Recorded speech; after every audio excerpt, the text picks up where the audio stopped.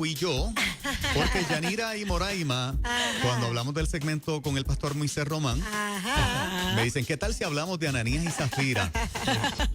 Y yo le dije, bueno, yo le voy a decir a Moisés, estoy un poquito tarde.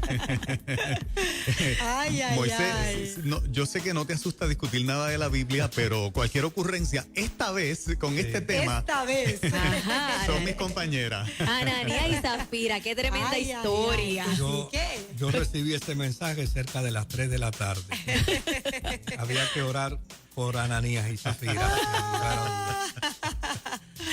Bienvenido, pastor Moisés. Gloria a Dios, un placer siempre estar con ustedes y disfrutar esta experiencia con toda esta vasta audiencia. Qué bien. Así es que podemos, ¿verdad? Los que conocemos la historia, ¿verdad? Comenzando la iglesia, Sí. este matrimonio se dispone a vender una propiedad, dar parte a la iglesia, pero dijeron que lo habían dado absolutamente todo. Y Pedro dice esa famosa frase de ¿por qué han convenido mentirle al Espíritu Santo? Sabemos el destino de ambos que murieron.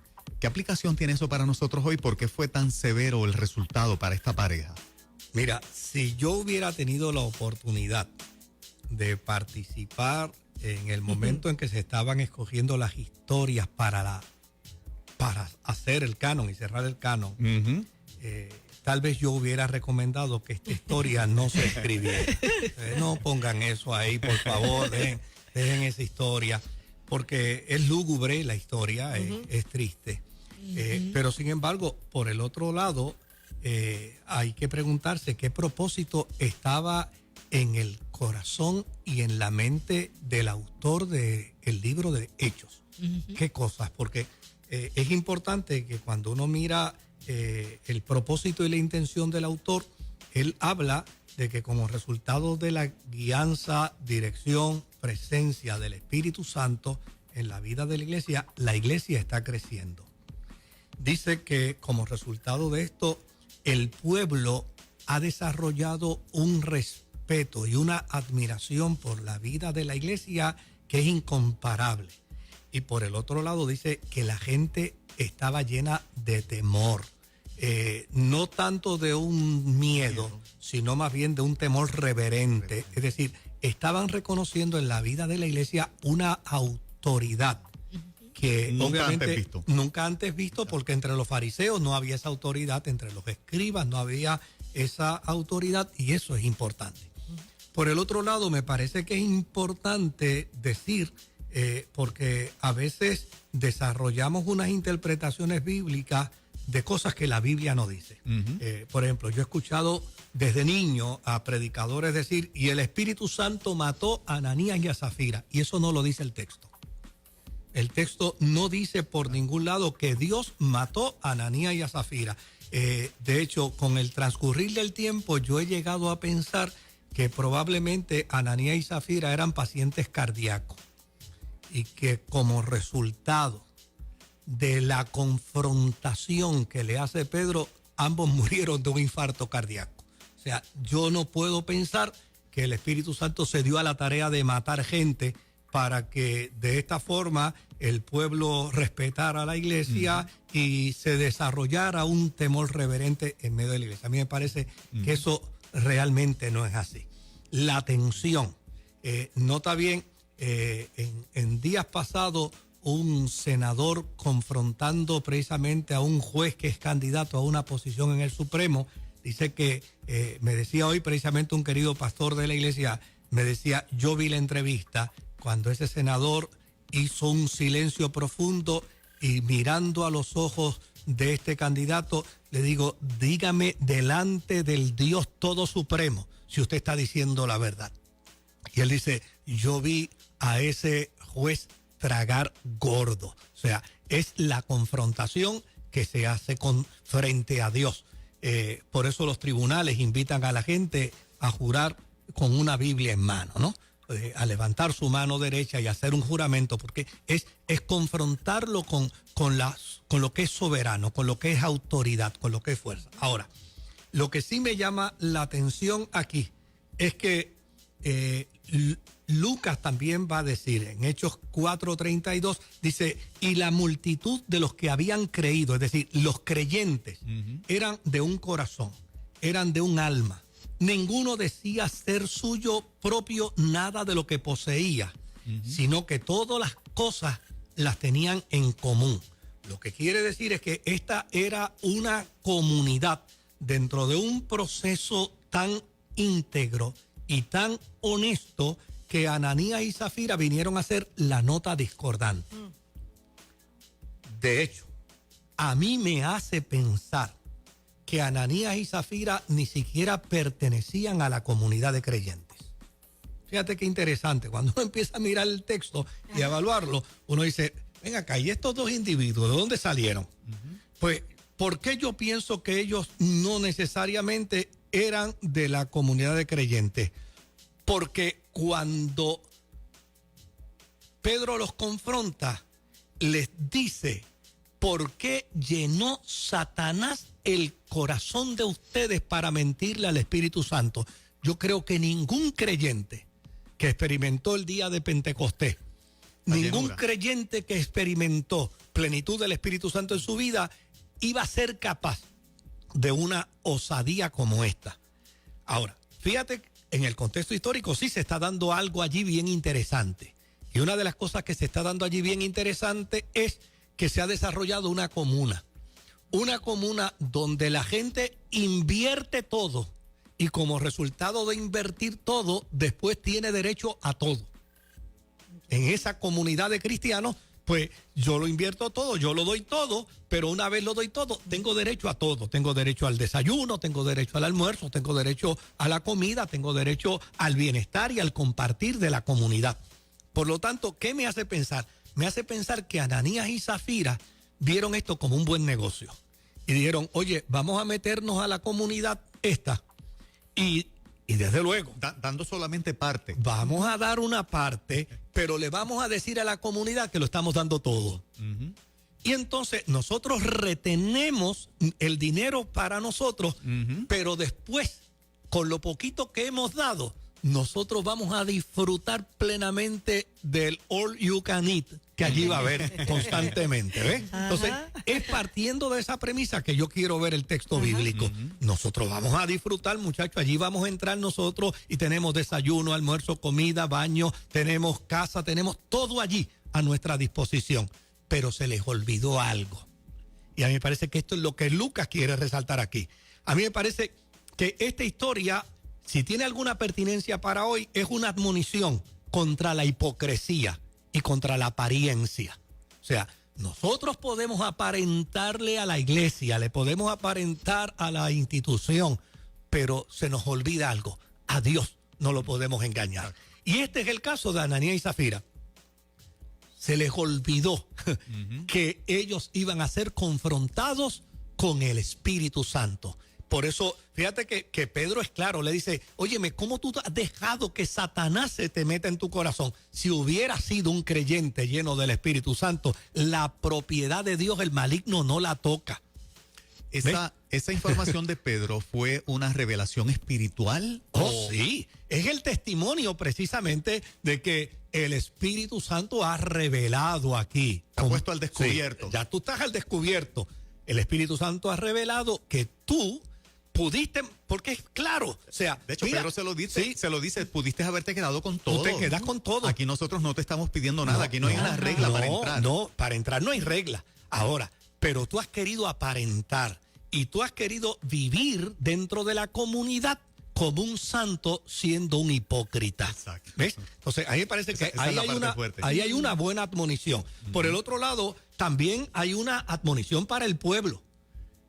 La admonición para el pueblo es decirle, señores, cuidado, aquí nadie se meta relajando, porque el que se meta aquí relajando se lleva la suya. Entonces, eso crea precisamente el contexto del temor que el pueblo tiene. El pueblo dice, bueno, de hecho, Lucas menciona y dice que había una gente que ni siquiera se querían juntar con ellos.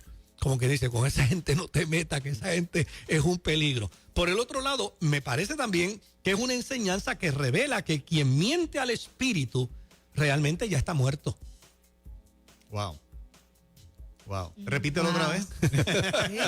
Sí. Quien miente al espíritu ya realmente está muerto. Sí. O sea, no necesariamente tenemos que ver esta experiencia como una muerte física. Exacto. No. Exacto. O sea, quien le miente al Espíritu Santo ya se murió. O sea, Que sus cuerpos cayeran al piso fue la evidencia de La esa evidencia. verdad. de esa verdad. Pero a mí me parece que Lucas quiere enviarnos ese mensaje a nosotros. Por el otro lado, es la invitación reverente no solamente a los de afuera, es la invitación al temor reverente a los de adentro. A los que ya están. A los que ya están. O sea, la experiencia del temor no fue solo una experiencia del temor externo, sino que fue la experiencia del temor interno. Y por último, con un comentario final que me gustaría hacer, es que todo lo que tenemos, Dios nos los ha dado.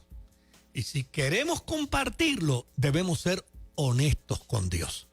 O sea, porque a mí me parece que este es un mensaje bien claro. Yo no le puedo robar a mis hermanos para entonces llevarle a Dios. Porque Dios sabe que lo que le estoy llevando no es mío. Es lo que yo le he sustraído a mis hermanos. Yo no puedo, bajo treta y engaño, lograr unos bienes y unas bendiciones para después decirle, Dios, de lo que tú me has dado, aquí te doy. Porque Dios sabe que lo que yo estoy dando. Yo creo que todo ese mensaje está inmerso dentro de esta historia. Por eso yo dije al principio, yo no la hubiera recomendado. Pero tal vez Lucas me hubiera convencido y me hubiera dicho, no, mira, Moisés, lo que pasa es que es importante porque hay que señalar el punto 1, el punto 2, el punto 3, el punto hasta el punto 5. Ahora, esa pertinencia tenemos que verla dentro de su contexto. Tenemos que verla dentro, porque una de las preguntas que mucha gente se hace es, ¿y por qué Dios no ha seguido matando? Nos quedamos sin población. ¿Por qué Dios no ha seguido matando? Porque hay gente que le encantaría que Dios mate, ¿no? Porque, pues mira, Dios no ha seguido matando porque Dios no los mató. Ellos murieron y murieron como resultado del impacto. A mí me hace recordar cuando Isaías presenta sus credenciales como profeta en el capítulo, me parece que en el capítulo 6 del libro de Isaías, dice, en el año en que murió el rey Usías, yo vi al Señor. O sea, allí estaba la gente llena de terror, porque Usías fue a asumir una posición que no le competía como profeta siendo rey. Y se fue a ejercer esa función y murió en el proceso. Y todo el pueblo dijo, Dios está enfogonado, muchacho, y mata a quien vaya al templo a hacer algo que no es debido. Y Isaías dice, pues mire, ustedes están equivocados. En ese mismo año que ustedes pensaban que Dios estaba molesto y mataba a cualquiera, yo vi al Señor. Y en lugar de matarme, lo que hizo fue que envió un ángel y pasó un carbón encendido por mis labios, haciéndome saber, tú eres pecador, pero yo he limpiado tu culpa. Lo que hace entender que nadie debe tener miedo por esta historia. Exacto. De acercarse a Dios. O sea, Nadie debe tener miedo por acercarse a Dios. Ellos mueren del impacto, quizás, ¿verdad? Los nervios, el impacto fue tan fuerte, la confrontación. Oye, que ahí se muere uno y después se muere el otro. O sea, wow. Yo pienso y parto de esa premisa y tal vez otros pudieran decir. Los escritos de Lucas que eran también, ¿verdad? Médicos. Pero lo que es interesante es el propósito de la historia. Exacto. No es utilizar la historia para decirle a la gente que Dios anda matando gente por ahí.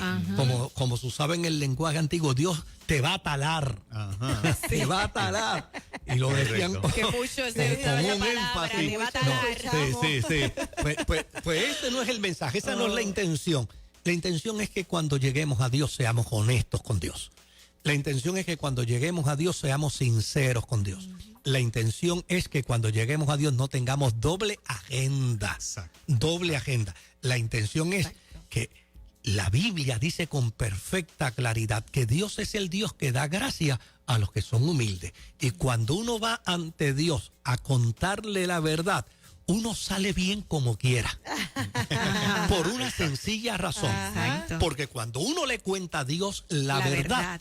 Óyeme, lo que tú le estás diciendo a Dios, ya Él lo sabe. Ya Él lo sabe. Antes de que lo pensaras. Entonces ya sales bien. Porque pones al descubierto no solo tu verdad, pones al descubierto tu integridad.